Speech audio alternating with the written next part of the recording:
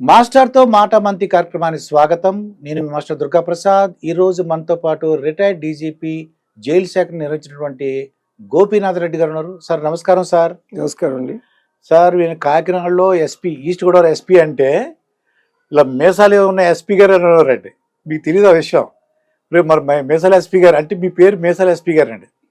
అంటే A SP గారిని మీసాలు చూడలేదు సార్, మీరు ఒక్కరే.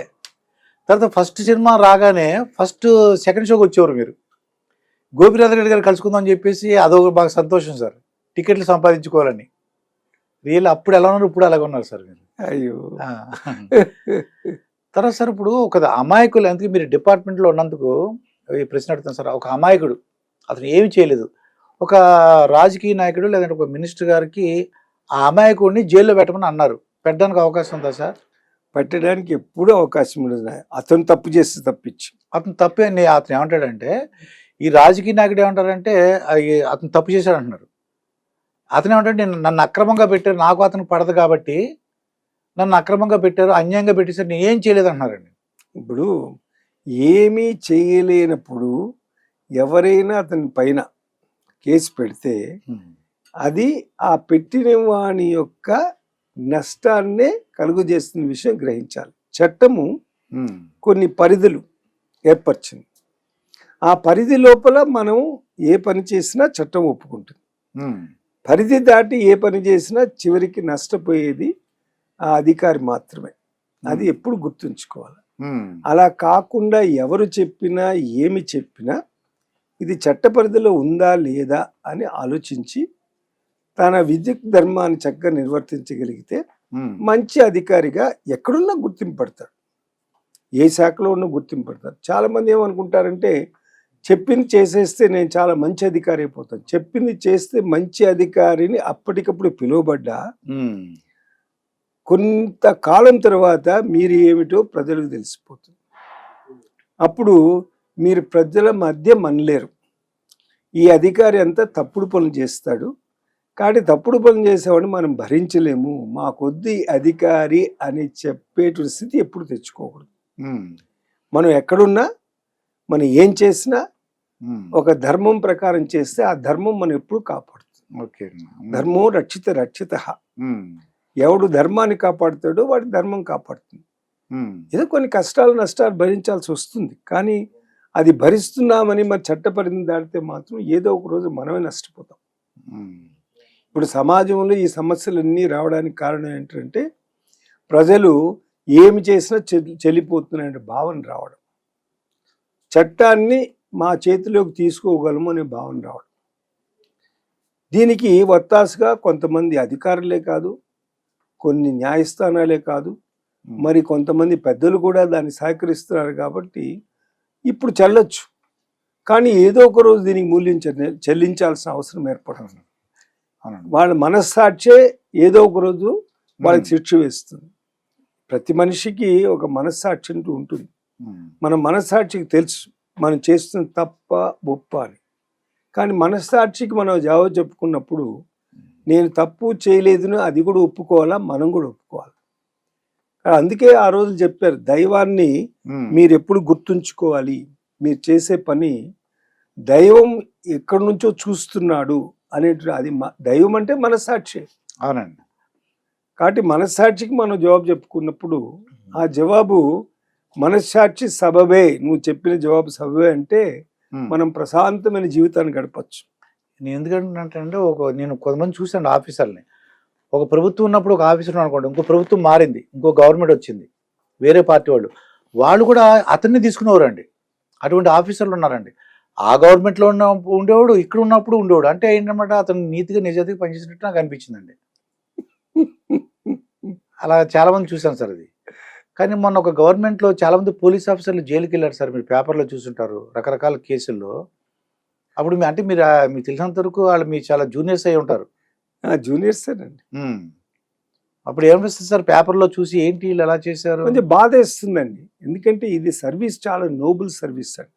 ఇండియన్ పోలీస్ సర్వీస్ అంటే చాలా ఒక గొప్ప సేవ లాంటిది. ఈ సేవలో మనకు మన అదృష్టం, ఎన్నో జన్మల అదృష్టం ఉంటే తప్పించి రాదు. ఇన్ని లక్షల మంది మధ్య మనం ఒక్కడు ఎంపికై ఒక ఉన్నత పదవి వరకు మనకు అవకాశం ఇస్తే మనం దాన్ని కాలుతో తన్ని లేని నష్టాన్ని కలగజేసుకుని తప్పు ఎవరిది అవుతుందండి. కాబట్టి మనం ఈ సేవలో ఉన్నప్పుడు కొన్ని ఎదుర్కోవాల్సి వస్తుంది, కొన్ని నిర్మోహమాటం మాట్లాడాల్సి వస్తుంది, కొన్ని మనం వాళ్ళకి జాగ్రత్తగా మనం చెప్పగలిగితే వాళ్ళు కూడా ఒప్పుకుంటారండి. నేను చాలా మంది చూశాను, చాలా మూర్ఖమైన రాజకీయ నాయకులు కూడా మనం జాగ్రత్తగా చెప్తే వినేటువంటి పరిస్థితి నాకు తెలుసు. ఓకే. మొట్టమొదటి నో అంటారు, నేను చెప్పింది చేయాలి అంటారు. తర్వాత మనం కొద్దిగా దానికి ఒక గ్యాప్ ఇచ్చి మనం తర్వాత మాట్లాడితే, అయ్యా ఇది ఈ పని చేస్తే మీరే నష్టపోతారు, దీనివల్ల రాబోయే రోజుల్లో మీరే శిక్షింపబడతారంటే ఒక్కసారి జంకుతారు, వాళ్ళు ఆలోచిస్తారు.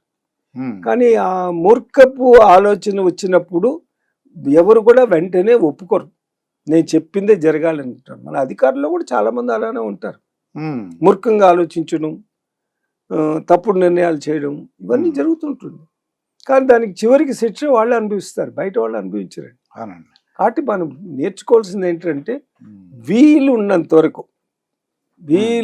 వరకు మీరు చట్ట పరిధిలోనే ఏ పని చేసినా దాన్ని పరిధి దాటకుండా ఉంటే అదే మీకు శ్రీరామ రక్ష ఎప్పటికైనా కూడా. అంటే ఒకనాడు ఏంటంటే రాజకీయ నాయకులకి మనం తప్పు చేయకూడదని భావన ఉండేది. ఇప్పుడు చాలా మంది రాజకీయ నాయకులు ఏమనుకుంటున్నారంటే తప్పు చేసినా చెల్లుబాటు అవుతుందండి, కొద్ది కాలం చెల్లుబాటు అవుతుంది. రాజకీయం అంటేనే ఎందుకు? పదవి కోసం, లేకపోతే ఆ పదవిని కాపాడుకోవడం కోసం. వాళ్ళు సంపాదించుకునే ఏదైనా డబ్బులు ఏమైనా ఉంటే కాపాడుకోవడం. ఆ డబ్బులు నేను చెప్పనా అండి, అది ఎంత సులభంగా వచ్చిందో అంత సులభంగా వెళ్ళిపోతుంది ఏదో రోజు. లక్ష్మి చంచలమైనటువంటిది. అవునండి. ఈనాడు నేను కోటీశ్వరుడు అనుకున్న వాళ్ళు చాలా మంది భిక్షాధికారులు అయ్యి రహదారులు అడుక్కు తిన్న వాళ్ళు చూశాను. అవునండి. కాబట్టి మనం అనుకోకూడదు అది శాశ్వతం అని. అందుకే విలువలకైనటువంటి జీవితం కలిగి ఉండాలి అనేది మనం నేర్పించాలి పిల్లలకు. అది నేర్పించగలిగితే సమాజం ఎంతో మార్పు చెంది అందరూ ప్రశాంతంగా బతకడానికి అవకాశం ఉంటుంది. ఇప్పుడు ఆంధ్రప్రదేశ్లో ఒక ప్రభుత్వం ఉందండి, ఇంకో ఆ ప్రభుత్వం మారి వేరే ప్రభుత్వం వచ్చిందండి. అంటే పాత ఒక ప్రభుత్వంలో ఉన్నటువంటి ఎంపీలు కానీ, ఫార్మర్ మినిస్టర్లు, ఎమ్మెల్యేలు వీళ్ళందరూ కూడా జైల్లో ఉన్నారండి. ఇప్పుడు చాలామంది పోలీస్ ఆఫీసర్లు వాళ్ళు ఏమంటారంటే ఇవన్నీ కూడా రాజకీయపు దురుద్దేశంతో మమ్మల్ని జైల్లో పెట్టారంటున్నారండి. అలా సాధ్యం అవుతుందండి? సాధ్యం అవుతుంది అంటే నిప్పులేందే పొగరాదు కదండి, నిప్పు పొగరాదు కదా. అందులో దాన్ని ఉన్న నిప్పుని మనము విసనకర తీసుకుని విసిరితే ఇంకెక్కువ కావచ్చు కానీ నిప్పు మాత్రం ఉంది కదా, ఉంది. మరి ఎక్కడో మీరు తప్పు చేసి ఉంటేనే కదా ఆ చట్టంలోకి మీరు రాబడి ఇప్పుడు మీ శిక్షార్హులయ్యారు. లేకపోతే తప్పది. పూర్తిగా ఏదో రాజకీయ దురుద్దేశంతో చెయ్యాలి అంటే అది సులభం కాదండి. కొద్దిగా మిస్టేక్ ఎక్కడో మీరు చేసిన నిర్ణయాలు తప్పకుండా తప్పై ఉంటుంది. ఆ నిర్ణయాలు తప్పై ఉంటుంది కాబట్టి మరి చట్ట పరిధిలో చూస్తే ఆ నిర్ణయం తప్పు కాబట్టి శిక్షకు అర్హులే కదా. అందువల్ల న్యాయస్థానాలు ఉన్నాయి. ఒకసారి మీరు తప్పు చేయలేదంటే న్యాయస్థానం తప్పకుండా ఆ దృష్టితో ఆలోచిస్తుంది.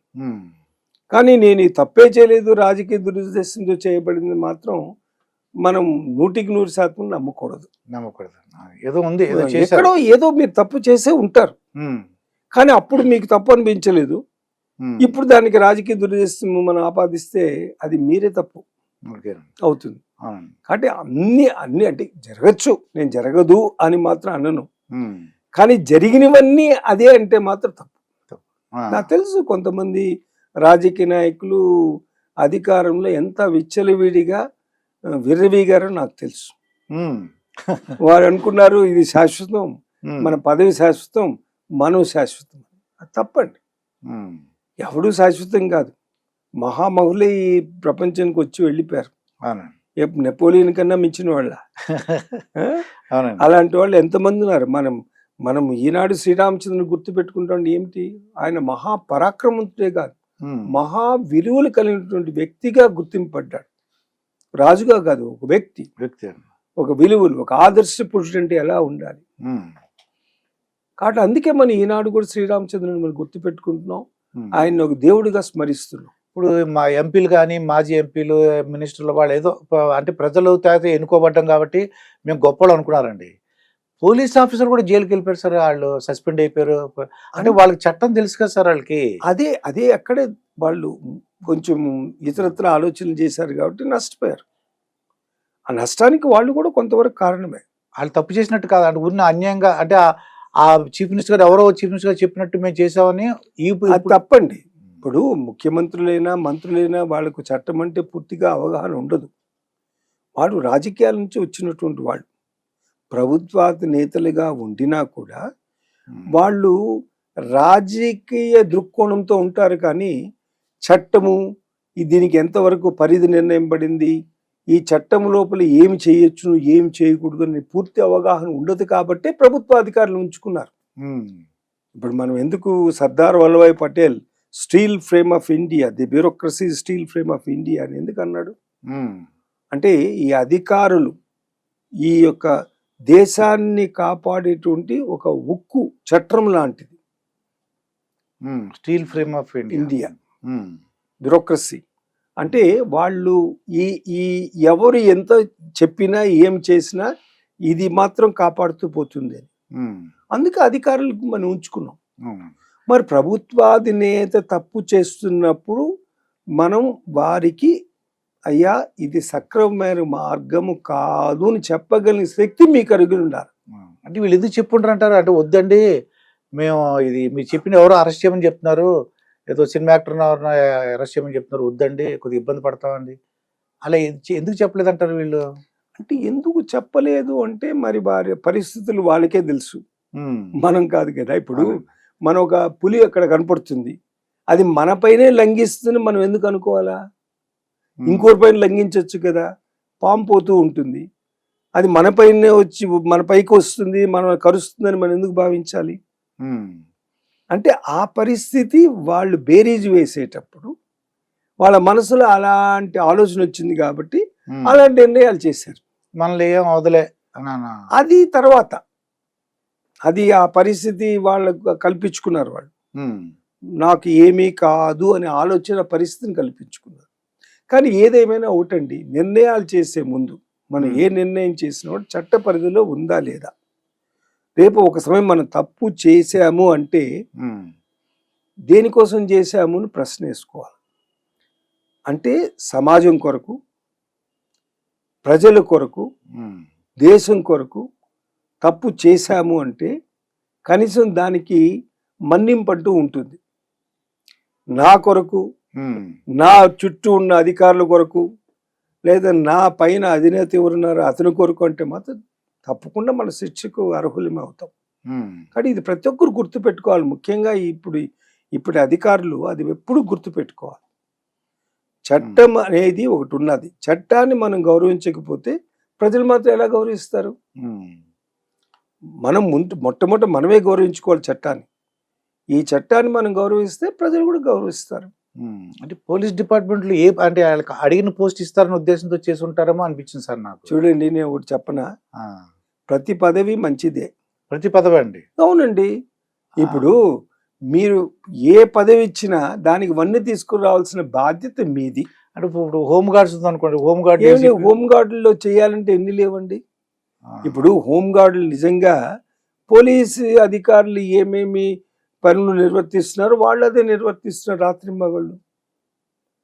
వాళ్ళు ఒక మంచి స్ఫూర్తిని మనం కలిగించగలిగితే మీరొక్క సేవలు సమాజం ఎప్పుడు గుర్తుపెట్టుకునేటట్లుగా మీరు ప్రవర్తిస్తే ఈ వ్యవస్థకే గొప్ప పేరు వస్తుంది అనే స్ఫూర్తిని మనం కలిగించగలిగితే దాని మించిన సేవ ఏముందండి. చాలా చిన్న పదవి అది. లేకపోతే మన నక్సలైట్లు ఏరియాలు పడేస్తారేమో. చేయాలి కదా ఎప్పుడొకప్పుడు, ఈ రోజు కాకపోయినా ఎప్పుడేం చేయాలి కదా. ఇప్పుడు అన్నీ నావేనా, నేను అనుకున్నట్లే వస్తాయా? ఓకే, ఏదొచ్చినా మనం దాన్ని భరించాల్సిందే. ఇప్పుడు బిడ్డని ప్రసవించేటప్పుడు తల్లి ఎన్నో నొప్పులు పడుతుంది, అవునండి. ఎన్నో నొప్పులు పడుతుంది. మొదటి బిడ్డకు అన్ని నొప్పులే పడుతుంది, రెండో బిడ్డకు కూడా అన్ని నొప్పులు పడుతుంది. కాకపోతే మొదటి ప్రసవం చాలా కష్టం మీద కలుగుతుంది, రెండో ప్రసవం అంత కష్టం లేకపోవచ్చు. అట్లనే మీరు ఏ పదవి ఇచ్చినా, ఏ జిల్లాకు పోయినా కూడా, లేకపోతే ఎక్కడ ఏ ప్రాంతంలో పనిచేసినా కూడా దానికి ఉన్న కష్టాలు దానికి ఉన్నాయి, దానికి ఉన్న నష్టాలు దానికి ఉన్నాయి, దానికి ఉన్న సుఖాలు దానికి ఉన్నాయి. మరి మీరు పదవి అంటేనే గుర్తింపు కదా. మరి మీకు భగవంతుడు ఒక పదవి ఇచ్చినప్పుడు ఎంత గుర్తించాడు మిమ్మల్ని. మరి అంత గుర్తింపబడ్డప్పుడు మరి మీకు ఎందుకు ఈ ఆలోచనలు వస్తుంది చెప్పండి. అంటే అనుకోండి, ఈ పోలీసు అంటే ఒక అధికారంలో ఉన్నాడు, పలానా పోస్ట్ బాగుంటుందనో, పలానా ఏ ప్లేస్ బాగుంటుందనో, ఏదో విశాఖపట్నం కమిషనరు, ఏదో విజయవాడ కమిషనరు, మామూలుగా చిన్న చిన్న డిస్ట్రిక్ట్లు అనుకోండి. చూడండి, మీరు ప్రతి పదవికి ఒక వన్నె తెస్తే ఎవరు ఊహించకుండా అక్కడికి వాళ్ళే పంపిస్తారు. ఎందుకంటే ఇతను చాలా కష్టపడే వ్యక్తి, ప్రజల్లో మంచి మన్నికున్నట్టు వ్యక్తి, మన ప్రభుత్వానికి మంచి పేరు రావాలి అంటే ఇలాంటి వ్యక్తిని మనం ఉపయోగించుకోవాలి అని మనకు తెలియకుండానే వాళ్ళే గుర్తించి మనకు ఆ పదవి ఇస్తారు. మనం కోరుకోకపోయినా ఇస్తారు. కానీ మీరు రాజకీయ దురుద్దేశాలతో మొట్టమొదటి నుంచి మీరు పదవి అలంకరించిన మొదటి రోజు నుంచి రాజకీయ దురుద్దేశాలు ఉంటే మాత్రం మీరు దాని నష్టాన్ని భరించాలి. మీరు రాజకీయ దురుద్దేశం లేకుండా ప్రజల కొరకు నేను ఒక మంచి పని చేస్తున్నాను, భగవంతుడు ఒక అవకాశం ఇచ్చాడు మీరు భావించి చట్ట పరిధిలో మీ ధర్మాన్ని నిర్వర్తించగలిగితే ఎవరైనా గుర్తిస్తారండి. ఈ రోజు కాకుండా రేపైనా గుర్తిస్తారు. నేను ఎల్వి సుబ్రహ్మణ్యం గారితో చీఫ్ సెక్రటరీ గారు అనమాట, మాకు తెలుసు మీకు. ఆయనతో ఇంటర్వ్యూ చేసినప్పుడు మొత్తం ఆయన అంటే అది ఐఏఎస్గా జాయిన్ దగ్గర నుంచి చీఫ్ మినిస్టర్లు ఎవరెవరు ఉన్నారని చెప్పి ఒక్కొక్కరి గురించి అలా చెప్పుకుంటూ వచ్చారు సార్.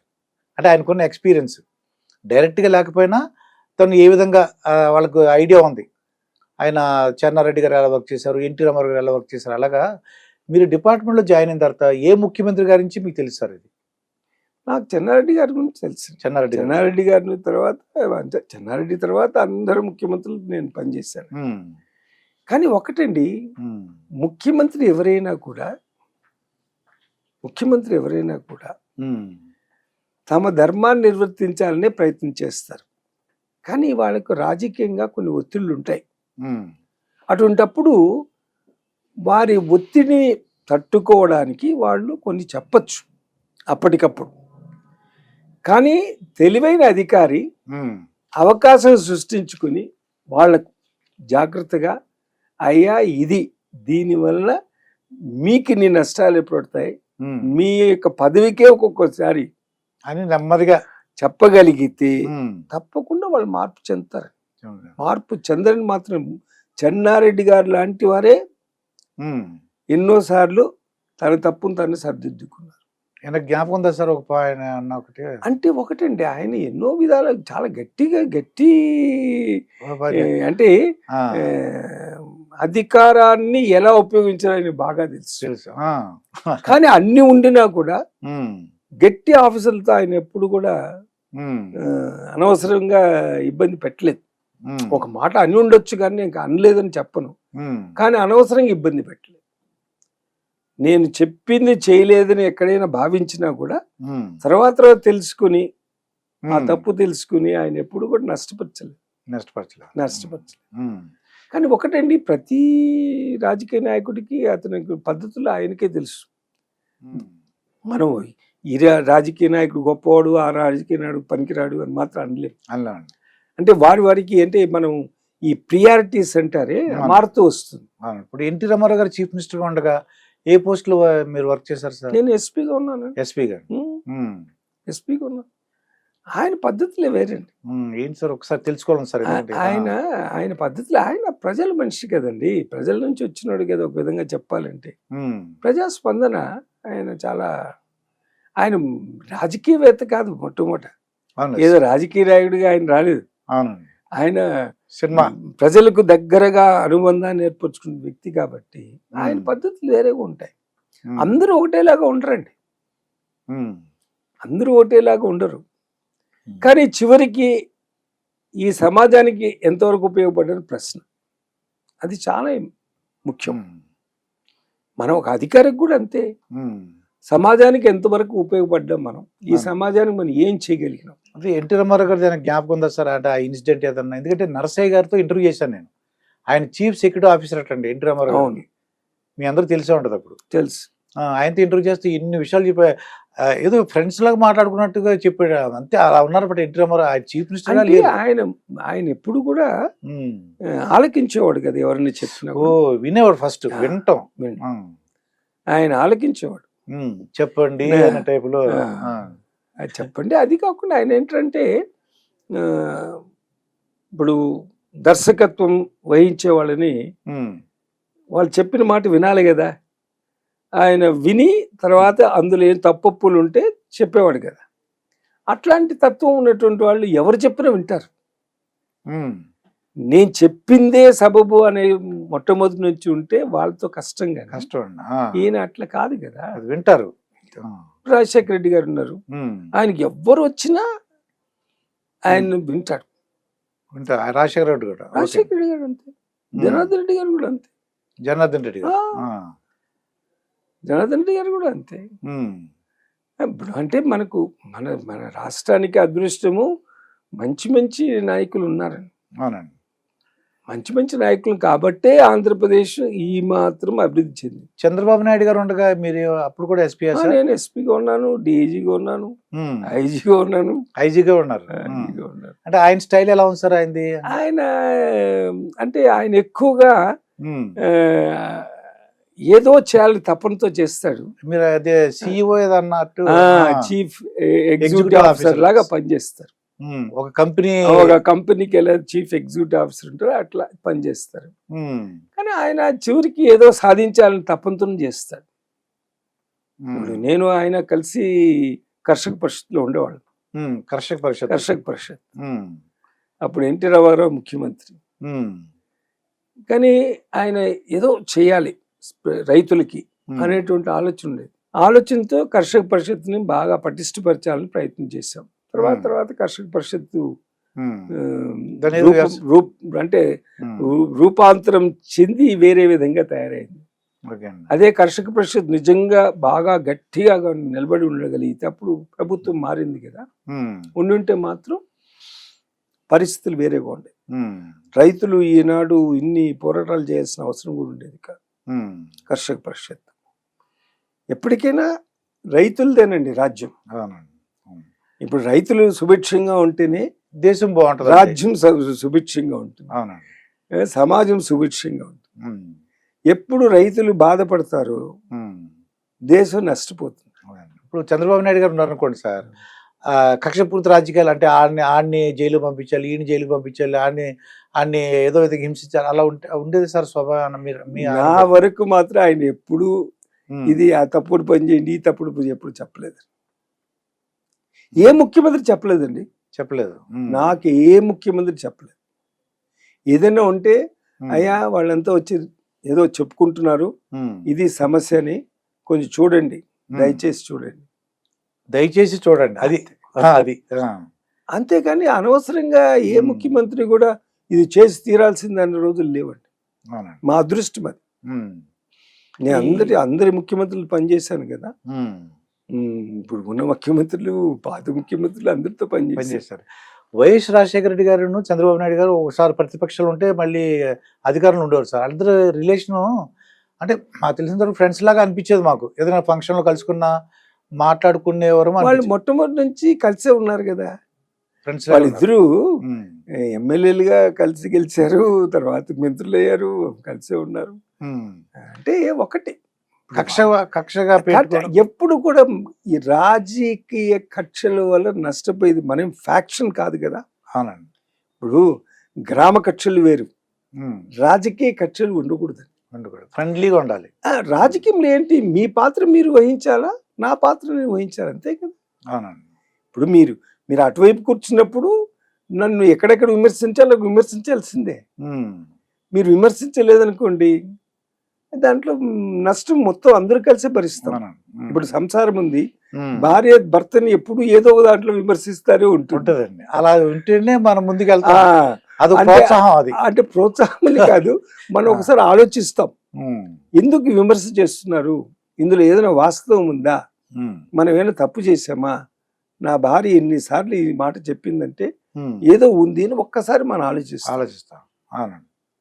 మనం విమర్శే ఉండకూడదు, నేను చెప్తే ఏది చెప్పినా దాని ప్రకారం నడవాలి అంటే ఉమ్, అది అందరికీ చెడుపు చేయొచ్చు, మంచి కూడా చేయొచ్చు. అవునండి. అంటే చెడుపు చేస్తుందని నేను అనలేను కానీ పూర్తిగా, ఉమ్, కానీ ఆస్కారం ఎక్కువ ఉంటుంది. ఇప్పుడు మనం ఇప్పుడు కూడా అంటుంటాం కదా, ఉమ్, ఏకపక్ష నిర్ణయం అని. అవునండి. ఏకపక్ష నిర్ణయం వల్ల సమాజానికి నష్టం ఏర్పడుతుంది. అది ప్రజాస్వామ్యతంగా వచ్చే పరిపాలన ప్రజాస్వామ్యంలో కూడా మీరు అందరి మాట విని మీ నిర్ణయం మీరు చేయండి.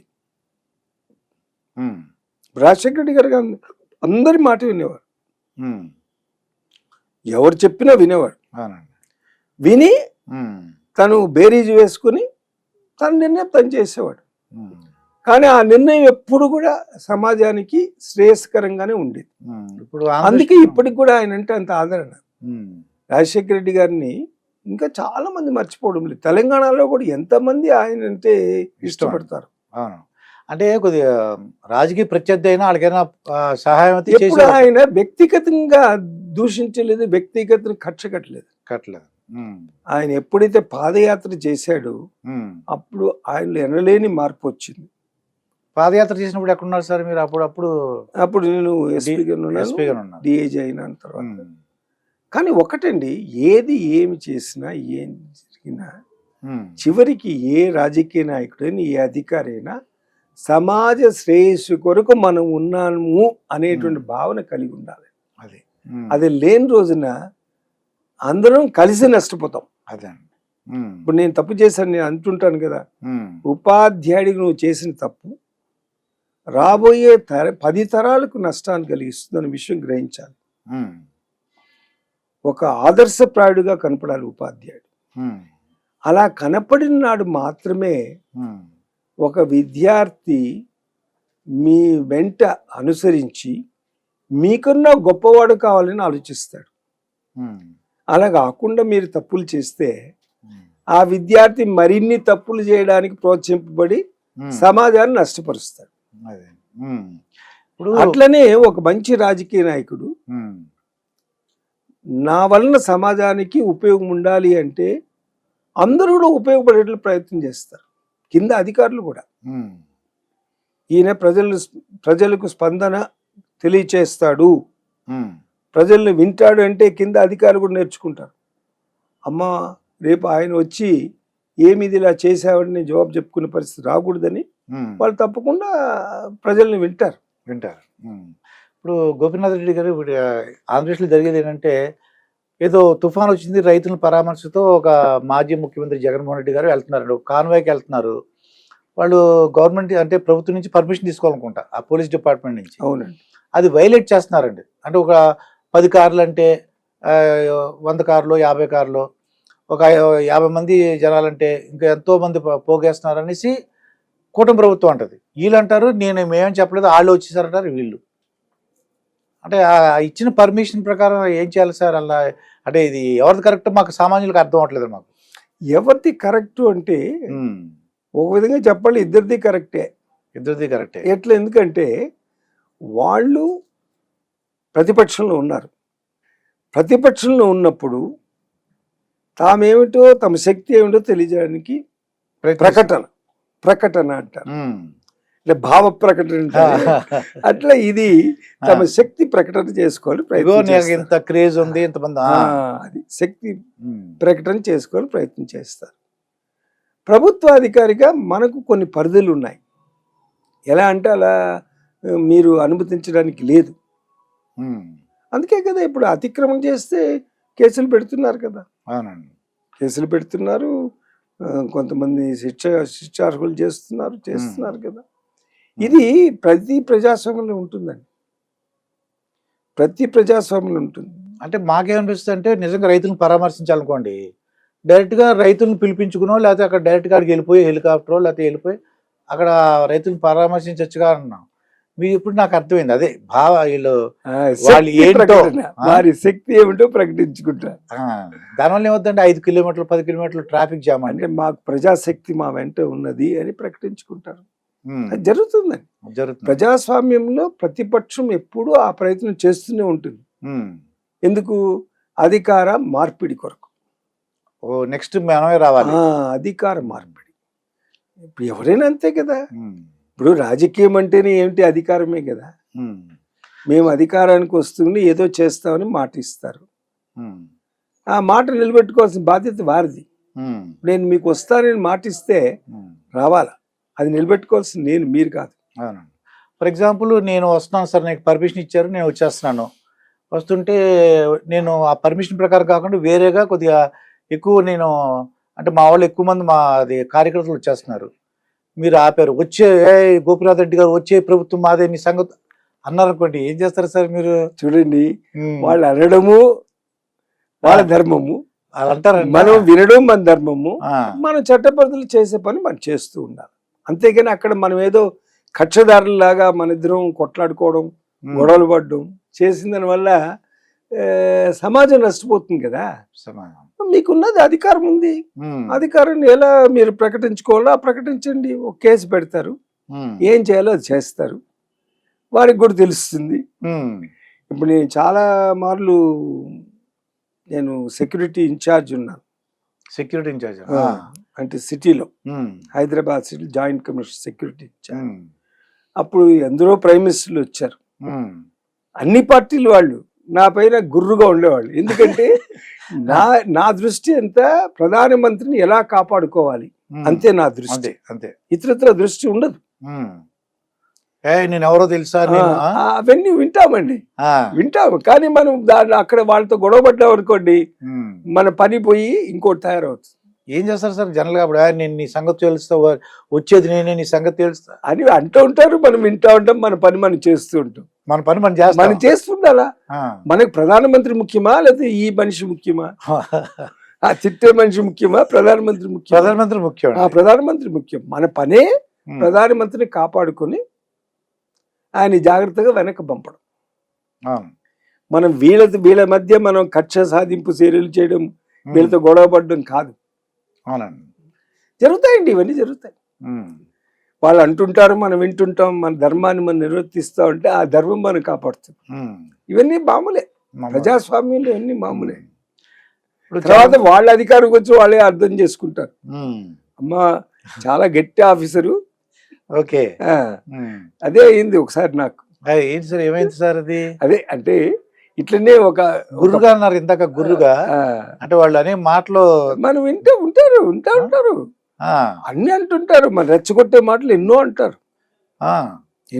రెచ్చగొట్టే మాటలు ఎన్నో అంటారు. కానీ ఎలా తట్టుకో అది అదే కదా మీలో ఉన్నటువంటి నైపుణ్యం, అది స్కిల్, అంతే కదా. మా వాళ్ళు అయితే ఏరా అనేసి వెంటనే దానివల్ల ఏమవుతుంది, మీరు అసలు పని వదిలి కొస పని చేస్తారు.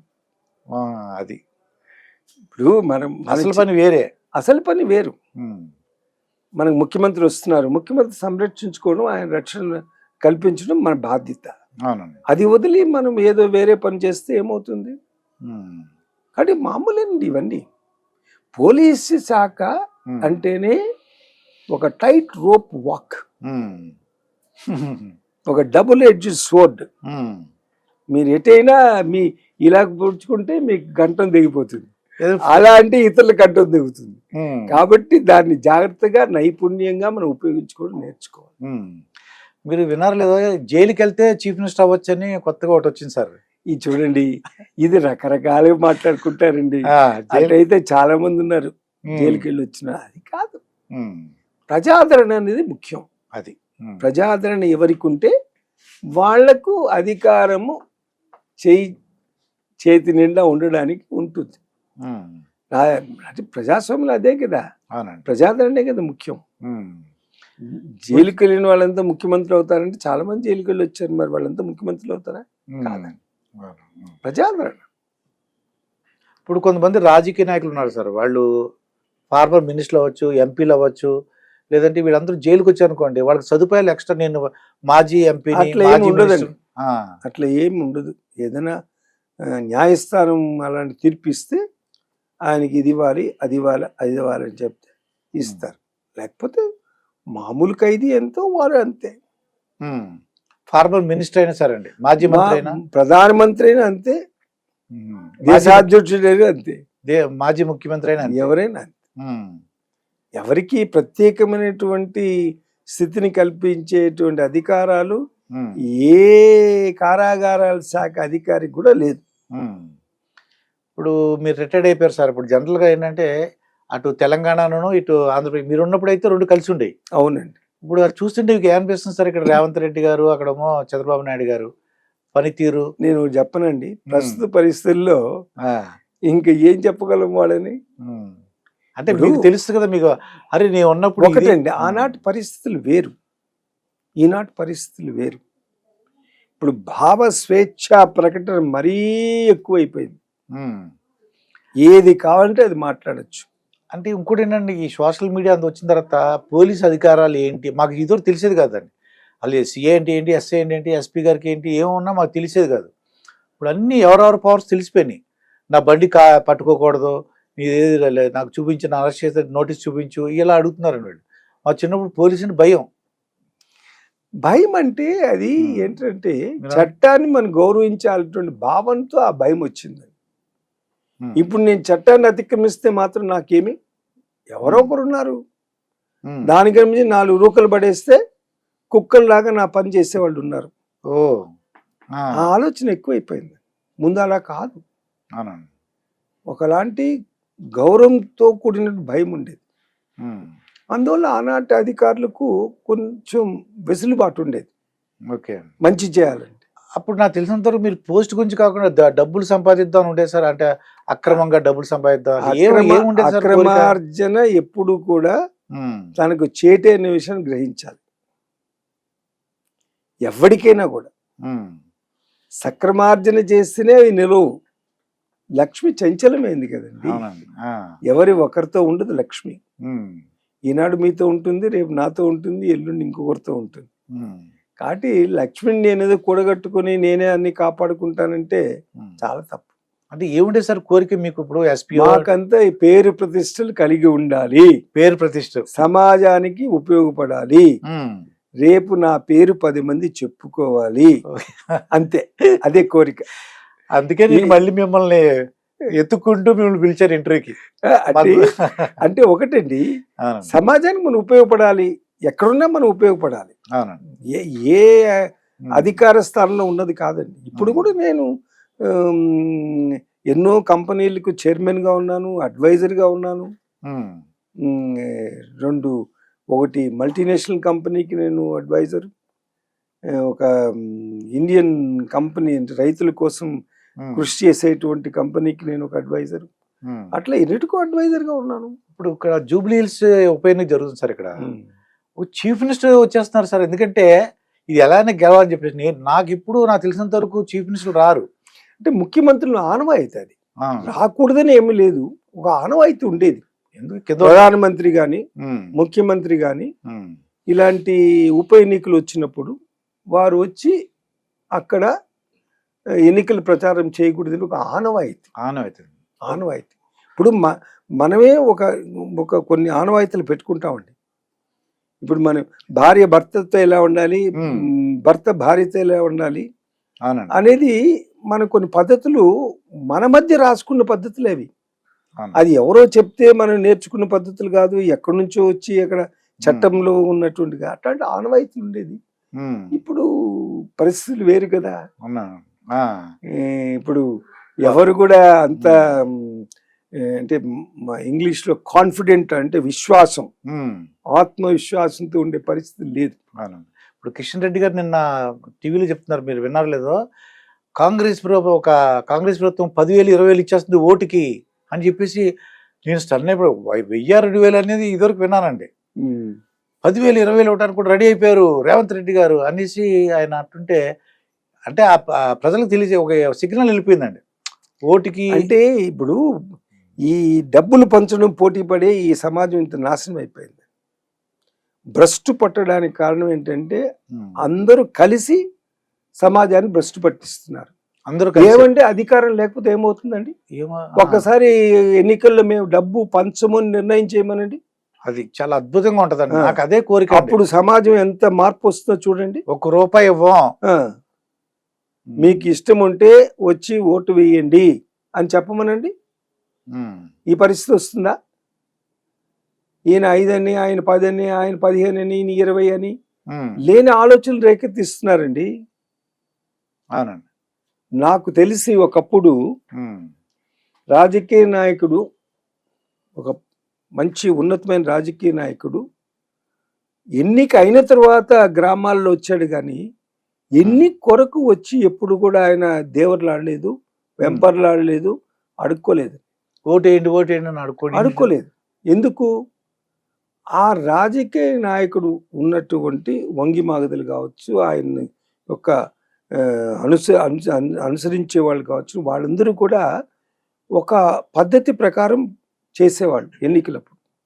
అంటే మా నాయకుడు వస్తే మాకు అవమానం, నేను మా నాయకుడిని గెలిపించుకోవాలి అనేటువంటి పద్ధతులు ఉన్నటువంటి అనుచరులు ఉండేవాడు. ఇప్పుడు అలా కాదు కదా, అనుచరులే డబ్బు అడుగుతున్నారు. అయ్యా మీరు డబ్బు ఇవ్వండి అయ్యా, మేము పోయి అక్కడ ఏదో చెప్తాము అని. అటువంటి అనుచరులు తయారైనారు ఇప్పుడు. అంతా ఇదం మూలం జగత్, ధనం మూలం ఇదం జగతే, ఆ పరిస్థితికి వచ్చేస్తాం మనం. వీళ్ళు ఏం చేస్తున్నారు ఇప్పుడు? 10,000 20,000 అనుకోండి, ఇసుకనో మైన్స్ అనో ఇంకా ఏవో మద్యం. అదేనండి, ఒక తప్పు చేస్తే ఆ తప్పును కాసుకోవడానికి 100 తప్పులు చేయాల్సి వస్తుంది. ఏమండి, డబ్బు లేకపోతే ఏమవుతుంది? ఒక పార్టీ గట్టిగా నిర్ణయం చేయమనండి, మా పార్టీ డబ్బు ఇవ్వదండి, మాకు అధికారం ఇచ్చినా ఇవ్వకపోయినా పర్వాలేదు నిర్ణయం చేయమనండి. అప్పుడు అవతల పార్టీ గెలుస్తుంది, పర్వాలేదు. ఏం మీకే అధికారం రావాలని ఎక్కడన్నా రాసి పెట్టారా? ఇప్పుడు పరిస్థితి దానివల్లే కదా ఇవన్నీ సమస్యలండి. అవునండి. ఇప్పుడు ఎవరైనా ప్రజాసేవ చేయడానికే కదా వచ్చేది. అవునండి. ఆ ప్రజాసేవ చేయకూడదని వస్తేనే ఇవన్నీ సమస్యలు వచ్చేది. అధికారంలో ఉండాలంటే డబ్బు సంపాదించాలి, డబ్బు సంపాదిస్తేనే అధికారంలో ఉంటాము, ఇలాంటి ఆలోచనలు వచ్చిందని వల్లే ఇన్ని సమస్యలు వచ్చాయండి. అన్ని పార్టీలు కూడబలుక్కొని నిర్ణయం చేయబడి మేము ₹1 అవసరం నిమిత్తం మాత్రమే ఖర్చు పెడతాము, ఇలాగా మేము ఓటర్లని మభ్యపెట్టి భ్రమింపజేసి మా దగ్గరికి డబ్బు ఇచ్చి మేము వాళ్ళని ఏదో విధంగా మార్పు చేసి తీసుకుని వస్తాను నిర్ణయం చేయమని చెప్పి నేను తేము నిర్ణయం చేయమని ఎందుకు రాదు? నాకు బాగా తెలిసాను మొదట్లో ఏంటంటే ఒక ఏదో పొలావ్ ప్యాకెట్ను చిన్న మధ్య అక్కడ ఎవరికండి? బీదవాళ్ళు ఎవరికి ఇచ్చేవాళ్ళు, అదే అందరికి ఇచ్చేవాళ్ళు కారండి, కొద్ది మందికి ఇచ్చేవాళ్ళు. అది కూడా ఏంటంటే వాళ్ళే వచ్చి అడుక్కునేవాళ్ళు, అయ్యా మాకు ఒక పూట భోజనం పెట్టండి, ఏదో కొంచెం మాకు ఒక సారాయి పాకెట్ ఇవ్వండి అని అడిగేవాళ్ళు. అప్పుడు సరేలే మేము రేపు ఇస్తాము మీరు వచ్చి ఓటేయండి అనేవాళ్ళు. ఇప్పుడు అలా కాదు కదా, మొదటి రోజు నుంచి చివరి రోజు వరకు మద్యం ఏరులే పారే రోజులు వచ్చేసినాయి. అవునండి. అంటే ప్రభుత్వాలు వాటిపైన ఆధారపడింది కదా, మద్యం పైన ఆధారపడింది కదా ప్రభుత్వం. అవునండి. చాలా దారుణం సార్. మద్య నిషేధం అనేది చేయలేమంటారా? ఎందుకు చేయలేమండి? మద్య నిషేధం నాకు పగ్గాలు ఇవ్వండి, నాకు పగ్గాలు ఇవ్వండి, చేసి చూపిస్తా. మీరు దానిపైన ఆధారపడి ప్రభుత్వం నడిపినప్పుడు ఇంకా మద్యం ఎట్లా మీకు నిషేధింపబడుతుంది? ఆ వచ్చిన ఇన్కమ్ తో ఉచితాలు ఇవన్నీ చేసేటప్పుడు ఇంకెలా ఉంటుంది? చేయలేరండి. ఇప్పుడు నిర్ణయం చేస్తే ఒక నిర్ణయం చేసి మద్య నిషేధం ఉండాలని, ఇప్పుడు గుజరాత్ లేదా మద్య నిషేధం ఉందండి. మరి వాళ్ళు ఇన్ని సంవత్సరాలుగా మద్య నిషేధాన్ని అమలు పరుస్తూనే ఉన్నారు కదా. మరి అక్కడ తాగేవాళ్ళు లేరా అంటే ఉన్నారు, కానీ పర్మిట్స్ ఇస్తారు. అది పర్మిషన్ ఉంటుంది, ఏదో డాక్టర్ పర్మిషన్, ఏదో ఒకటి పర్మిషన్. ఇట్లా మనలాగా విచ్చలవిడిగా మద్యము ఏర్లే పారాలి అనేటువంటి తత్వం లేదు. తర్వాత ఇప్పుడు నక్సలైట్లు మీరు ఉన్నప్పుడు బాగుండేది సార్. అప్పుడు ఈస్ట్ గోదావరి నేను చూసాను కదా, కిడ్నాప్లు జరిగాయని. ఇప్పుడు ఏరి పరేస్ అంటే ఇప్పుడు ఈ బీజేపీ అమిత్ షా ఆధ్వర్యంలో ఈ మొత్తం అందరూ లొంగిపోతున్నారు ఎక్కువ మంది. ప్రజల్లో మార్పు వచ్చిందండి. ఇప్పుడు ఆంధ్రప్రదేశ్లో నక్సలిజం తగ్గడానికి కారణం అదే. ప్రజల్లో మార్పు ఎప్పుడు వస్తుందో ఉమ్. ప్రజల యొక్క సహాయ సహకారాలు తగ్గిపోతాయో అప్పుడు వాళ్ళకు ఎప్పుడు కూడా ఉమ్. పరపతి అనేది తగ్గిపోతుంది. వాళ్ళు లొంగిపోతున్నారు. ఇప్పుడు ప్రజల్లో మార్పు వచ్చింది. ప్రభుత్వము ఆ, కొన్ని కఠిన నిర్ణయాలు చేసి ఉమ్. వాటిని అమలుపరిచిన ప్రజల యొక్క సహాయ సహకారాలు అయితే మాత్రం ఎప్పుడు మార్పు రాదు. ఉమ్. ఇప్పుడు ప్రజల్లో మార్పు వచ్చింది. ప్రభుత్వాలు మన కొరకు ఉన్నాయి, వారు మనకు సహాయ సహకారం అందించడానికి ఉన్నాయంటే భావన ఏర్పడింది, నమ్ముతున్నారు. అందువల్ల ఇప్పుడు చాలా మంది ఎక్కడెక్కడ ఉన్నారో తెలిసిపోతుంది. ఉమ్. ఎప్పుడైనా అంతే. అవునండి.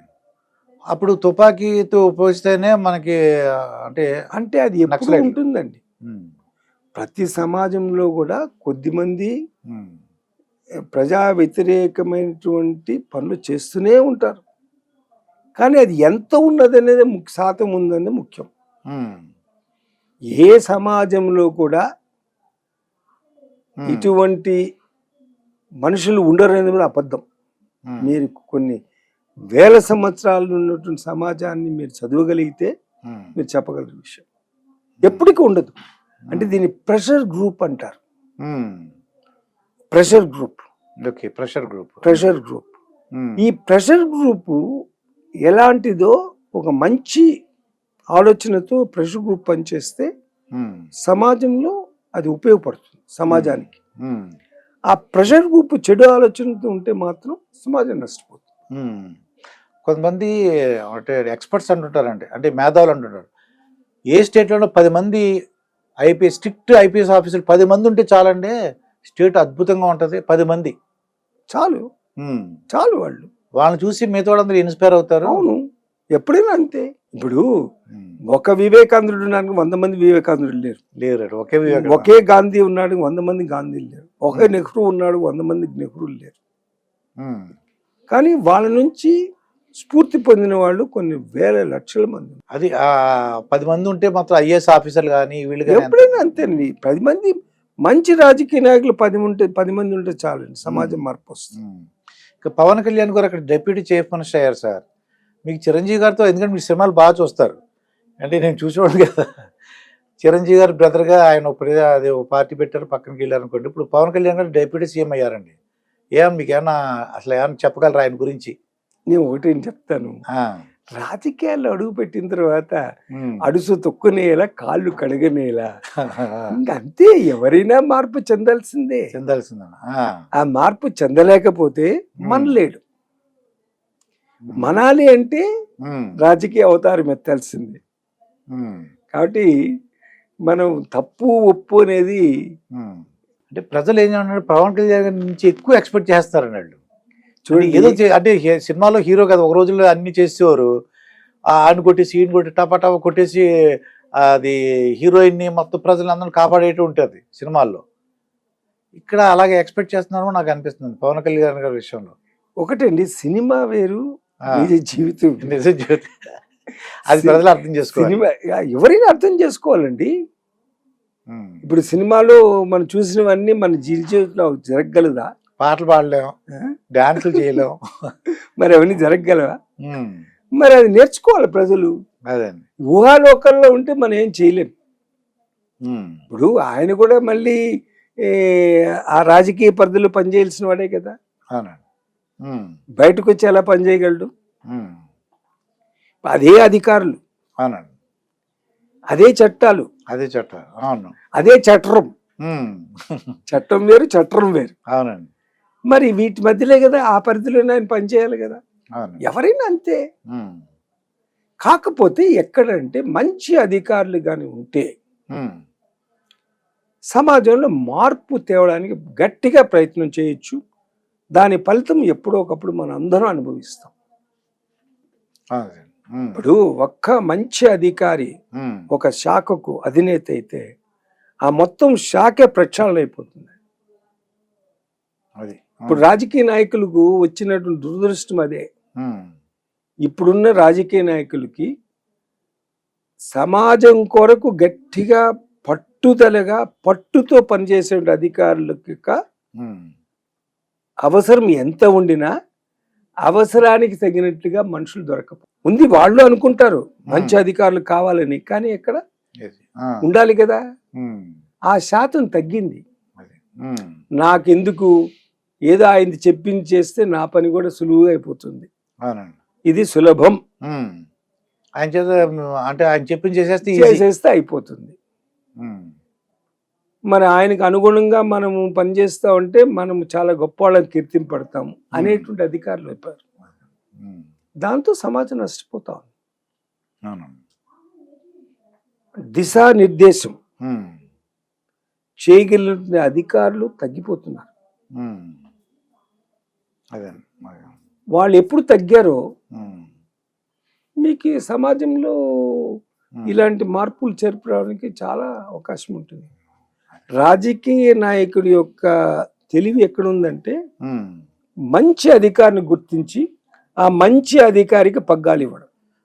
ఎలా అంటే అండి, పవన్ కళ్యాణ్ గారు కేరళ నుంచి ఒక ఆయన తెప్పించాడు, ఒక ఆఫీసర్ని. కేరళ ఒక ఆఫీసర్ని పిలిపించుకున్నారండి ఆయన డెప్యుటేషన్ మీద, దీని మీద. అది పవన్ కళ్యాణ్ గారు తెలుసండి. అంటే మీరు చెప్పినట్టు ఇప్పుడు నాకు జ్ఞాపకం వచ్చింది. అంటే ఆ పట్టుదల వ్యక్తి నిజంగా సమాజానికి చెయ్యాలి అనుకుంటే మాత్రం చేయగలరు. ఒక్కడైనా చాలు. ఆ శాఖలో మార్పు వస్తే ఆ శాఖను చూసి చాలా మంది మార్పు చెందడానికి ప్రయత్నం చేస్తారు. అవునండి. ఇప్పుడు మనకు సమస్య అంతా అక్కడే వచ్చింది. అవునండి. ఇప్పుడు రేవ్ పార్టీని మీరు మరి అంటే కొత్తగా ఈ సంవత్సరం ఎక్కువ పేపర్లు చూస్తుంటామండి. నా చిన్నప్పుడు ఏంటంటే ఎవరో ఒక అబ్బాయి ఒక అమ్మాయి లాడ్జీలు దొరికారు అనుకోండి, అప్పుడు నువ్వు భార్యాభర్తవా అనేసి పెద్ద రైడింగ్, లాడ్జ్ మీద రైడింగ్ అంటే పెద్ద గొప్పగా చెప్పినవాళ్ళం. అయ్యి బాబా పలానా చోట రైడింగ్ జరిగిందంటే పేపర్లో. ఇప్పుడు రేవ్ పార్టీ అని డ్రగ్స్ పార్టీ అని అలా జరుగుతున్నాయి సార్. అవి దానికి కారణం ఎవరండి? మనం ఏం చేసాము, విచ్చలు విడితనాన్ని పెంచి పోషిస్తున్నాం. ముందు ఒక అమ్మాయిని తల్లిదండ్రులు, అమ్మా నువ్వు జాగ్రత్తగా ప్రవర్తించాలి, నువ్వు పెద్దదాని అవుతున్నావు, సమాజంలో మనం గౌరవప్రద కుటుంబం, మనం జాగ్రత్తగా ఉండకపోతే మనం 10 మందిలో చాలా కించపరచబడతాం అని చెప్పేవాళ్ళు. ఇప్పుడు ఎవరు, ఏ తల్లి ఏ తండ్రి తన బిడ్డకి చెప్తున్నారు చెప్పండి? అమ్మాయి కావచ్చు, అబ్బాయి కావచ్చు. చెప్పిన వినే స్థితిలో ఉన్నారా? లేరు. మాకు ఫ్రీడమ్ అంటే మేము స్వాతంత్రం కలిగిన వ్యక్తులుగా తయారవుతాము అని ఇప్పుడు మీరు నిర్ణయం చేసుకుని విచ్చలవిడితనం వచ్చినప్పుడు ఇంక ఇవన్నీ సమాజంలో వచ్చే మార్పులే. ముందు ఒక చిన్న తప్పు చేయాలంటే పలుమార్లు ఆలోచించేవాడు. అమ్మో సమాజం ఉంది, ఫ్రెండ్స్, రేపొద్దున ఎవరు నన్ను తప్పు పడతారు అని భయపడేవాళ్ళు. ఇప్పుడు ఏమున్నది? ఆ భయం లేదు కదా. ఆ భయం ఎప్పుడు లేదో మీరు ఏమైనా చేయొచ్చు, మీ అదృష్టం తప్పించుకోవచ్చు, దురదృష్టం ఉంటే చట్ట పరిధిలోకి అక్కడ మీరు శిక్షింపబడచ్చు. అంటే మీ హయాంలో అప్పుడు జనరల్ గా అప్పుడు ఇట్లా ఉండేది కాదు. ఎక్కువగా ఏముండేది సార్ అంటే అప్పుడు ఏమైనా పేకాట రాయిళ్ళు ఉండేవాళ్ళు, అధికారులు చాలా గట్టిగా ఉన్నారంటే అవి కూడా ఉండేది కాదు. పేకాట రాయిళ్ళు ఎక్కడో అక్కడక్కడ ఈ క్లబ్బులు కొంచెం అటు ఇటు తప్పుడు పనులు చేసేంత ఉండేది. కానీ అధికారి గట్టిగా ఉన్నాడంటే భయపడి పారిపోయేవాళ్ళు. అధికారం వస్తున్నాడంటేనే అన్ని వదిలిపెట్టి పారిపోయేవాడు, అంత భయపడేవాడు. అంటే భయం ఉండేది. ఇప్పుడు ఏంటంటే రాత్రుల్లో మనం చూస్తున్నాం, నైట్ క్లబ్స్ అని, ఆ క్లబ్స్ అని, ఈ క్లబ్స్ అని ఇవన్నీ పెట్టి రాత్రి 1 గంట 2 గంటల 3 వరకు ఎగరమని చెప్పి మనమే వాళ్ళకి ఎంకరేజ్ చేస్తున్నాం. ఎవరేమన్నారు మీకు వాళ్ళకి లైసెన్సులు? అది అక్కడ 11 గంటలకు మూతపడాలి అనుకున్నాం, 11 గంటలకు మూత వేద్దాం, పోనీ ఒక అర్ధ గంట ఇద్దాం, లేదు 12 వరకు చూద్దాం. 12 తర్వాత కూడా మీరు రాత్రి పగళ్ళు వాళ్ళు ఎగురుతుంటే పడుతుంటే మీరు కాపలా ఎంతమందిని కాస్తారండి పోలీసులు మాత్రం. కాబట్టి రేవ్ పార్టీలు ఇటువంటివన్నీ కూడా ఇప్పుడు కొత్తగా ఎప్పుడు విచలనాన్ని మనం ప్రోత్సహించామో అప్పుడు వచ్చినటువంటిదండి. ఒక అబ్బాయిలు అమ్మాయి కలిసి వెళ్ళిపోతారు. ఇంక ఏదో వాళ్ళ ఇష్టం, ఏమైనా చేయొచ్చు, మందు విందు పొందు ఏదైనా జరగచ్చు, ఏ నష్టాన్నైనా మనం కలిగితే దానికి సిద్ధంగా ఉండాలి భరించడానికి. అది. కాసేపు మీ పర్సనల్ విషయం వద్దాం సార్. అప్పుడు మీరు ఈ డిపార్ట్మెంట్లోకి అప్పుడు ఫస్ట్ శాలరీ ఎంత సార్? మీ జీతం ఫస్ట్ మా జీతం ఎంత అండి ఆ రోజుల్లో? అది ఫస్ట్ ఎంత నేను ఫస్ట్ మొట్టమొదట లెక్చరర్ ఇన్ సైకాలజీ చేరినప్పుడు నా బేసిక్ పే 400 రూపాయలు. 400 చేతికి ఎంత వచ్చేది సార్? 160 రూపాయలు డిఏ ఉండింది. సో 560 రూపాయలు. హెచ్ఆర్ఏ ఇవన్నీ కలిపినా కూడా 640 రూపాయలు. 40 రూపాయలు. 40 రూపాయలు. డిపార్ట్మెంట్కి వచ్చిన తర్వాత ఫస్ట్ శాలరీ? డిపార్ట్మెంట్కి వచ్చిన తర్వాత అప్పటికి కొంచెం పెరిగాయి. ఈ లెక్చరర్గా ఉన్నప్పుడే పెరిగాయి మాకు. యూజీసీ స్కేల్స్ వచ్చాయి. యూజీ స్కేల్స్ వచ్చి సడన్ గా 700 అయింది. 400 నుంచి 700 అయింది. డిఏ అంతా కలుపుకొని 1400 వచ్చేది. 1400. అప్పుడు ఇంకా హ్యాపీగా 1400తో హ్యాపీగా 1400తో బ్రహ్మాండం కదండి. 1400 అప్పుడు ఎంత? ఇంటి వాడికి 100 రూపాయలు. బ్రహ్మాండమైన ఇల్లు. అంటే మాకంటే సొంత ఇల్లు ఉండేది అనుకోండి, అది వేరు కథ. డిపార్ట్మెంట్ లో ఎంత వచ్చింది సార్ అప్పుడు? అదొక డిపార్ట్మెంట్ లో కూడా అంతా అప్పుడు 7,000 or 6,000 వచ్చేది అంతే స్టార్టింగ్. ఇదంతా కూడా ఎప్పుడు మొదలైందంటే 1995 తర్వాత రకరకాల మార్పులు వచ్చేసినాయండి. 2000 తర్వాత విపరీతమైన మార్పులు వచ్చాయి. కానీ ఎంత వచ్చినా అండి పర్చేస్ పవర్ తగ్గిపోయింది కదా. అది ఇప్పుడు నాకు తెలిసి పెట్రోల్ ఎంత అండి? పెట్రోల్ ఇప్పుడు 100 రూపాయలు, 110 రూపాయలు, 120. ఇప్పుడు 110 రూపాయలు అండి పెట్రోల్. నాకు తెలిసి మీరు నమ్మగలరా? 63 పైసలు లీటర్. అప్పుడు పెట్రోల్ 63 పైసలు. 63 పైసల్లో మా స్కూటర్లో పోసుకుంటే ఒక 5 లీటర్లు నింపితే నెలంతా వచ్చేది. నెల రోజులు వచ్చేది. ఇప్పుడు మనం హైదరాబాద్ నగరంలో రోజుకు 5 లీటర్లు మినిమం అన్న అవుతుంది ఒక్కొక్కరికి. ట్రాఫిక్ జామ్ అయినప్పుడల్లా అదే కాదు, ఒక్కొక్కడికి ఎక్కడెక్కడండి ఇల్లు, ఏదో దూరము, ఆ దూరము, ఈ దూరము. మనం దాదాపు 20-30 కిలోమీటర్లు ప్రయాణం చేయాల్సి వస్తుంది. అవునండి. ఒక చోటుకి వెళ్ళాలంటే. మరి ఇవన్నీ ఇంత నష్టం ఎవరికి? సమాజానికే కదా. రిటైర్డ్ అయినప్పటికి ఎంత సార్ శాలరీ? రిటైర్డ్ అయినప్పటికి 1,00,000 చిల్లర ఉండిందండి. 1,00,000 ఉంది. ఇప్పుడు పెన్షన్ ఎంత వస్తుంది సార్? పెన్షన్ ఇప్పుడు అంతే 1,00,000 చిల్లర. 1,00,000 రూపాయలు పెన్షన్. అంటే మీరు అన్నట్టు కొద్ది మార్పుల వలన 1,00,000 రూపాయలు వచ్చింది. నేను ఎందుకు అడుగుతున్నాను అంటే ఇప్పుడు ఈ జనరేషన్ వాళ్ళు 1,00,000 రూపాయలు అనుకోండి. నిన్న ఒక అమ్మాయి ఫోన్ చేసిందండి, 50 లక్షలు అటండి పర్ ఇయర్ ప్యాకేజ్ అమ్మాయికి ఉంటుందండి. అంటే అసలు మనం అది చెప్పేది ఏంటంటే ఈజీ. అమెరికాతో పోల్చుకొని మనం జీతాలు పెంచుకుంటూ పోయాం. కానీ మనం చేసిన తప్పు ఏంటంటే పర్చేస్ పవర్ తగ్గుతా వచ్చింది. ఎప్పుడు పర్చేస్ పవర్ తగ్గుతుందో మీకు ఎంత జీతం వస్తే లాభమే ఉంది. ఇప్పుడు మీరు ఇండోనేషియా పోయారనుకోండి, అంత వేలల్లోనే మాట్లాడతారు. వాటర్ కావాలనుకోండి 10,000, 5,000. ఒక కొబ్బరికాయ 10,200.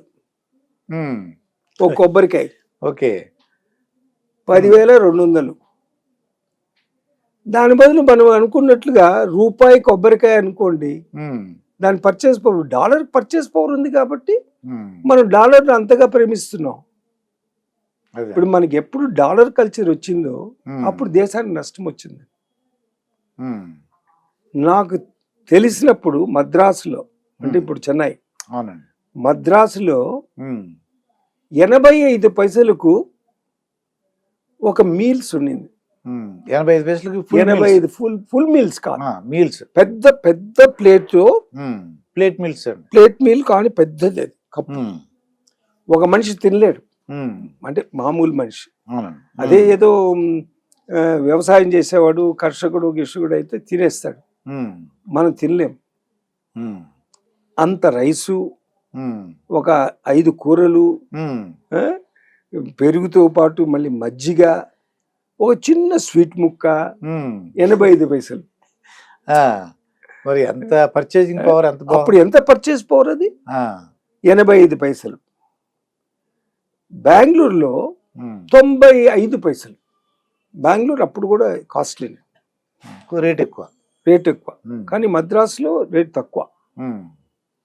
సో 95 పైసలు. ఉమ్. కానీ అప్పుడు అనుకున్న వాళ్ళు 85 పైసలు మద్రాసు దొరికేటప్పుడు ఉమ్. ఇది ఏంటి బెంగళూరులో 95 పైసలు ఏమిటి, ఇంత అన్యాయమా, ఇంత మోసమా, 10 పైసలు ఎక్స్ట్రా. 10 పైసలు ఎక్కువ అనుకునేవాళ్ళు. ఆ. ఇప్పుడు ఎవడు కూడా ఉమ్. బేరం ఆడేవాడు లేడు. ఉమ్. చూడండి, మీరు పోయి ఎప్పుడన్నా ఒకసారి మీరు ఆ షాపులు అమ్మటి వెళ్ళండి, చూస్తా ఉండండి. ఉమ్. వాడు 25 రూపాయలు, 25 ఉమ్. లేకపోతే 25 ఉమ్. అడిగేవాడే లేడు. ఉమ్. కూరగాయల షాపుకు పోండి, ఎంత కేజీ, ఉమ్. 12 రూపాయలు. ఉమ్. 12ఏనా? ఉమ్. అది మంచి కూరగాయ లేదా అని ఎవడు ఆలోచించేవాడు. ఉమ్. అంటే ఎందుకు చెప్తున్నానంటే మన యొక్క దృక్పథం మారిపోయింది. అవునండి. ఉమ్. మన దృక్పథం ఎంతగా మారిపోయిందంటే నేను 1,00,000 ఖర్చు పెట్టగలను అప్పు చేసి. ఉమ్. అప్పు చేసి. ఉమ్. అప్పుడు అప్పు చేయాలంటే సిగ్గుపడేవాడు. నువ్వు చాలా బాధ అనిపించింది. అమ్మ బాబా అప్పు రాత్రులు నిద్ర పట్టేది కదండి. మా తాత అనేవాడు, ఉమ్. ఎవడురా ఈ ప్రపంచంలో అత్యంత ధనికుడు అంటే అప్పు లేనివాడు ధనికుడు.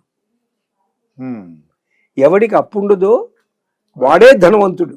అంటే తన పరిధి ఏమిటో, తను ఎంత ఖర్చు పెట్టుకోగలడో ఏమిటో వాడికి బాగా ఉమ్. వంట పట్టుందని, అందువల్ల వాడు ధనికుడు అనేవాడు. ఉమ్.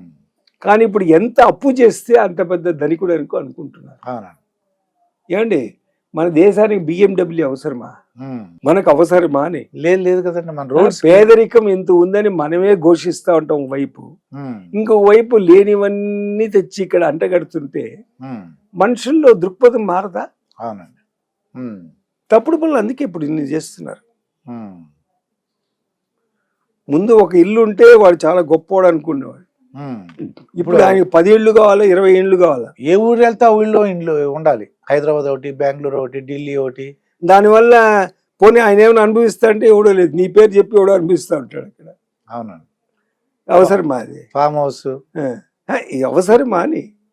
మరి ఇలాంటి ఆలోచనలు వచ్చినప్పుడు ఉమ్. మనిషి దృక్పథం ఎలా ఉంటుంది? ఎన్ని తప్పుడు పనులు చేయాలి అలాంటి అవును. అవసరాల కోసం ఆలోచించాడు. ఉమ్. సార్, మీరు సర్వీస్లో ఉన్నప్పుడు మర్చిపోయిన సంఘటనలు నాకు తెలిసినంత వరకు అక్కడ ఒక కిడ్నాప్ ఐఏఎస్ ఆఫీసర్లు, ఐపీఎస్ ఆఫీసర్లు. అది నా పీరియడ్ కాదు, నా ముందు కాదు. period అవును. ఇది. ఆ. కానీ ఒకటండి, సర్వీస్లో మర్చిపోలేని సంఘటన. నాకు భగవంతుడు అన్ని విధాల తన శుభాశిస్సులు ఇచ్చాడు కాబట్టి నేను ఎక్కడ పనిచేసినా ఏ సంఘటన జరిగినా ఆ సంఘటన మంచికే మార్పు తెచ్చిందే కానీ చెడుకు మారుతారు. అది ఒకటి నా అదృష్టం అనాలి. మీకు ఏదైనా సంతోషం కలిగిన రోజులు ఉన్నాయి సార్? అంటే సంతోషం తప్పకుండా ఉంటుంది, దుఃఖం. పోలీస్ శాఖలో మీరు రెండు భరించాలండి. సంతోషం వచ్చిందని ఉబ్బి తబ్బిబ్బయి పొల్లకూడదు, కష్టం వచ్చిందని దుఃఖంతో ఇంకా కుంగిపోకూడదు. నాయకుడు అన్నవాడు ఎప్పుడు కుంగకూడదండి. అది స్థితప్రజ్ఞత, అది చాలా ముఖ్యం. నాయకుడు ముఖ్యంగా జిల్లాధికారిగా ఉన్నప్పుడు మీరు కుంగినట్టు తెలిస్తే మీ చుట్టూ ఉన్న వాళ్ళు పనిచేయరండి. చుట్టూ ఉన్న వాళ్ళు అస్సలు పనిచేయరు ధైర్యంగా. ఎన్ని మీరు ఒక షాక్ అబ్జర్వర్ లాంటి వాడు. షాక్ అబ్జర్వర్ ఏమవుతుంది, గుంతలో పడినా కూడా అదే అబ్జర్వ్ చేసుకుంటుంది. అవునండి. కారుకి ఇవ్వదు ఆ షాక్. దాని పేరే షాక్ అబ్జర్వర్. అవును. అందువల్ల నాయకుడు అనేవాడు షాక్ అబ్జర్వర్. ఇప్పుడు ఏమవుతుంది, నాయకత్వం ఉంచే వాళ్ళంతా పక్కన వాడికో కింద వాడి పైన తోసేస్తున్నారు. అది తప్పండి. నాయకుడు అనేవాడు కష్టం వస్తే తందిగా భావించి దాన్ని తనలో ఇప్పుడు ఏ విధంగా అయితే గరళ కంఠుడు అంటాం కదా, అవునండి, గరళ కంఠుడు ఆయన మింగి కంఠంలో పెట్టుకున్నాడు ఆయన విషాన్ని. అదే కడుపులో పోతే చనిపోవచ్చు, అలా అని బయటికి వేస్తే ఎవడో మళ్ళీ తీసుకోవాల్సి వస్తుంది. కాబట్టి కంఠంలో పెట్టుకున్నాడు, అందుకే గరళ కంఠుడు అన్నాం. అట్లా ఏ కష్టం వచ్చినా దాన్ని తన లోపల ఇమిడ్చుకునే శక్తి ఉండాలి నాయకుడు అనేవాడు. కానీ ఇప్పుడంతా ఏమిటంటే మనం చూస్తుండగానే రాజకీయాలు అట్లే ఉన్నది, ప్రభుత్వ అధికారుల్లో కూడా అలానే పోయింది. పక్కన పడిపోయి తోసేస్తున్నారు. ఒక చిన్న సంఘటన జరిగితే వీళ్ళు దాంతో ఏదేదో అయిపోయి ఎవరినో ఒకటి తప్పుబట్టి వాండితం తోయాలని ఆలోచిస్తున్నారు. అది చాలా తప్పండి. ఇప్పుడు రాజమండ్రి మీరు అత్యంత అద్భుతంగా నిర్వహించారు పుష్కరాలు. అప్పుడు చెన్నారెడ్డి గారు కూడా మిమ్మల్ని చెన్నారెడ్డి గారు అప్పుడు జనార్దన్ రెడ్డి గారు అప్పుడు జనార్దన్ రెడ్డి గారు ఉన్నారు. అది అసెంబ్లీలో కూడా ఒక రెజల్యూషన్ పాస్ చేశారు. నేను రణదీప్ సుధన్, ఆయన కలెక్టర్, నేను ఎస్పీ. వాళ్ళు అప్రిషియేట్ చేశారు.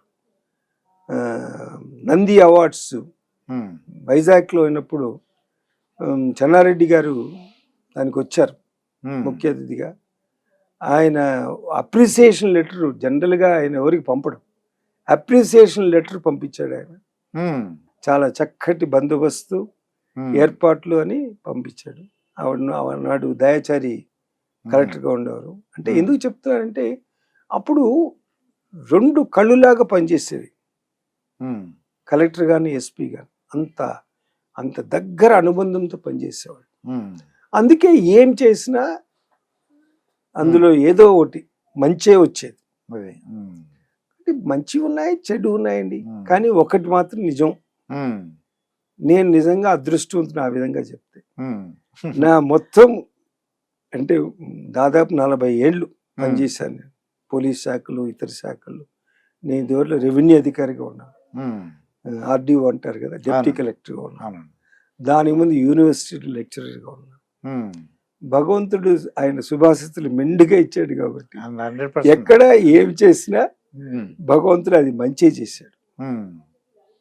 ఫైరింగ్ ఎప్పుడైనా ఆర్డర్ ఇచ్చారు సార్ చేసేయండి అన్న నక్సలైట్లు కానీ, అది ఎన్కౌంటర్ కానీ? అంటే ఒకటండి, మనం ఇవ్వాల్సి వచ్చినప్పుడు ఇవ్వాల్సిందే. మరి మీరు తప్పించుకుంటే ఎట్లా? ఆ టైంలో తప్పదు. ఇప్పుడు మనం కాలు తీసేయాలన్నప్పుడు అబ్బాయి కాలండి అది ఎట్లా అంటే కాలు తీసేయాల్సింది అంతే. అది మొత్తం బాడీకి ఎఫెక్ట్ అవుతుంది కదా. అవునండి. మొత్తం సమాజం నష్టపోకూడదు కదా. అవునండి. కాబట్టి ఉంటాయండి ఇవన్నీ. అవునండి. ఇట్లా కఠిన నిర్ణయాలు చేసినప్పుడు కూడా మనం జంకకూడదు. నేను పోలీస్ ఆఫీసర్లు అంటే ఆయన అంటే ఒక డిస్ట్రిక్ట్ ఆఫీసరు వాళ్ళకి ఏం కష్టాలు లేవు అని అనుకున్నానండి. వాళ్ళకు కూడా కుటుంబ సమస్యలు సార్, కూతురు అల్లుడు ఇవన్నీ ఉంటాయండి. నేను తెలియదు కదా, సమాజంలో ఈజీగా పరిష్కరించేస్తారు ఎస్పీ గారు కదా. సమాజంలో ఉన్నటువంటి ప్రతి వ్యక్తికి ఏదో ఒక సమస్య ఉంటుందండి. ఆయన పెద్ద ఆఫీసర్ ఆయన ఆఫీసర్ కాదు, ఎంత పెద్ద డీజీపీ రాజకీయ నాయకుడైనా ఎవరైనా ఉంటుంది. కానీ అట్లని మనం కుంగకూడదు కదా. అవునండి. జంకకూడదు కదా. నిలబడాలి, ఎదుర్కోవాలి. ఏం చేస్తే పరిష్కార మార్గం కనిపెట్టాలి. లేదా పక్క వాళ్ళ సహాయం తీసుకుని దాన్ని పరిష్కరించుకోవడానికి ప్రయత్నం చేయాలి. ఉంటుందండి, ఇవన్నీ ఉంటాయండి. ఎక్కువగా ఈ మధ్యకాలంలో మీ చిన్నప్పుడు అందరూ కూడా అది వాళ్ళ భారతీయ పరమేశ్వరులు అలా ఏవో అనేవారండి, వైఫ్ అండ్ హస్బెండ్ చూడగానే. అంటే ఇప్పుడు ఏమైందంటే ఎవరి జీవితం వాళ్ళది అయిపోయింది. అది విడిపోతున్నారు. ముందు ఏంటంటే ఒక కుటుంబం అంటే భార్య, భర్త, పిల్లలు, వాళ్ళ తల్లిదండ్రులు, వీళ్ళంతా కలిపి కుటుంబ వ్యవస్థలో ఉండేవాళ్ళు. ఉమ్మడి కుటుంబం. ఇప్పుడు భార్య ఏమో ఆమె పద్ధతులు ఆమెది, భర్త ఏమో ఈయన పద్ధతులు ఈయనది, పిల్లలేమో వాళ్ళ పద్ధతులు వాళ్ళది. అప్పుడు కుటుంబ గౌరవం కొరకు అందరూ పాటుపడేవాడు. దానివల్ల మనకి సమాజం డబ్బులు ఇస్తుందా? 10 రూపాయలు తెచ్చుకొని చూస్తా. ఎవ్వడు సమాజం డబ్బు ఇవ్వదండి, ఎప్పటికీ ఇవ్వదు సమాజం. నీ డబ్బు నువ్వు సంపాదించుకోవాల్సిందే, కానీ ఏ మార్గాన్ని సంపాదిస్తున్నదే ప్రశ్న. అది మీరు తప్పుడు మార్గంలో మీరు సంపాదించినా ఏదో ఒక రోజున దానికి శిక్ష మీరే అనుభవించాలి, మీ పిల్లలు అనుభవిస్తారు. ఇప్పుడు కోట్లు సంపాదించిన వాళ్ళ పిల్లలు ఏమయ్యారు చూడండి. చాలా మంది ఇబ్బంది పడతారండి. వాళ్ళకి ఏదో విధంగా తప్పుడు మార్గంలో సంపాదించిన ప్రతి ఒక్కడికి భగవంతుడు ఏదో విధంగా శిక్ష వేశాడు. అవునండి. ఆరోగ్యం బాగలేకపోవడము, లేదా కుటుంబంలో సమస్యలు రావడము, లేదా పిల్లలు సరిగ్గా చదువుకోకపోవడము, ఏదో ఉంటుంది. కాబట్టి మనం ఎప్పుడు ఒక ఉన్నతమైన ప్రమాణాలు కలిగి ఉండాలి, ఉన్నతంగా జీవించాలి, ఉన్నతంగా 10 మందికి మనం కనపడాలి అనేది చాలా ముఖ్యమండి. ముఖ్యంగా ఇప్పుడు ఆంధ్రప్రదేశ్ కానీ లేదంటే తెలంగాణ కానీ అంటే ఈ ప్రభుత్వాలు ఏం మంచి పని చేస్తే ఇంకా మంచి పేరు వస్తుంటారు. ఒక ఆఫీసరు ఏదన్నా అంటే మీది ఫాలో అవుతారని కాదండి, ఇలా చేస్తే బాగుంటుందని ఒక సలహా ప్రజలకు తెలుస్తుందండి. ఏం చేస్తే బాగుంటుంది? నా యొక్క సలహా ఏంటంటే, ఏ ప్రభుత్వమైనా ప్రజలకు చేతి నిండా పని కల్పించాలండి. ప్రజలకు పని కల్పించాలి. పని కల్పించాలి, సోమరిపోతుల్లాగా ఉండకూడదు. ఇప్పుడు మా పల్లెల్లో పెద్దవాళ్ళు అనేవాళ్ళు, ఏమిరా ఆ చెట్టు నీడని పడుకొని నిద్రపోతున్నావు ఏంటిరా దున్నపోతులాగా, పోన్రా పోయి ఆ గొర్రెలను తోలుకొని బతకండిరా, లేకపోతే ఆవును పట్టుకొని పో, అదన్నా కొంచెం పాలు ఇస్తుంది అనేవాడు. ఇప్పుడు అలాంటి మాట అనేటువంటి పెద్దరికం ఉన్నటువంటి వ్యక్తులు ఎవరన్నా పల్లెల్లో ఉన్నారా? ఒకవేళ అన్న ఊరికినే స్థితి కూడా లేనట్టుంది. లేదు అంటే అది ఎవరు చేసుకునే పని? మీరు చేసుకునే పని. మీరు చేసిన తప్పుల వల్ల వాళ్ళు మిమ్మల్ని ధిక్కరించినారు. మీలో ప్రమాణాలు తగ్గినప్పుడు ఎటువాడు మిమ్మల్ని ఎందుకు గొప్పగా గుర్తిస్తాడు? మేము బానిసలమా అంటారు. సమాజానికి ప్రతి ఒక్కడు బానిసే, కుటుంబానికి ప్రతి ఒక్కడు బానిసే. భార్య బానిస, భర్త బానిస, పిల్లలు బానిస. కుటుంబానికి ఒక కట్టుబాట్లు ఉంటాయి. అది నువ్వు పరిపాటించకపోతే, నేను బానిసను కాదు నేను పరిపాటించను అంటే కుటుంబ వ్యవస్థ నుంచి బయటికి రావాల్సిందే నువ్వు. మరి నేను కుటుంబంలో ఉంటాను కానీ ఆ కట్టుబాట్లు నేను ఒప్పుకోనంటే ఎట్లా అవుతుంది? సమాజం కూడా అంతే, కొన్ని కట్టుబాట్లు ఉంటాయి, కొన్ని పద్ధతులు ఉంటాయి. మరి పద్ధతులు నేను అతిక్రమించి కానీ నేను ఇంకా సమాజంలో ఉంటాను, సమాజం మాత్రం నేను ఎట్లా గుర్తిస్తుంది? కాబట్టి అది చాలా ముఖ్యమండి. ఈ భార్యాభర్తలు అనుబంధంగా ఉండాలంటే ఏదన్నా భార్యాభర్తలు అనుబంధంగా ఉండాలి ఒకటేనండి ఈ రోజుల్లో. ఒకటి, మీరు త్యాగం చేయడానికి సిద్ధంగా ఉండాలి. త్యాగం, అది ఓర్పు కలిగి ఉండాలి, క్షమాశక్తి కలిగి ఉండాలి. అది ఎదుటి వారి తప్పులు వినడమే కాదు, వారిలో ఉన్న ఉప్పులను గుర్తించాలి. అది క్షమించాలి. భార్యాభర్తలు తప్పు చేసే అంతే, క్షమించాలి, ఓర్పు ఉండాలి, సహనం ఉండాలి. ఒకరు పైకి ఎక్కితే ఒకరు కింద దిగాల్సిందే.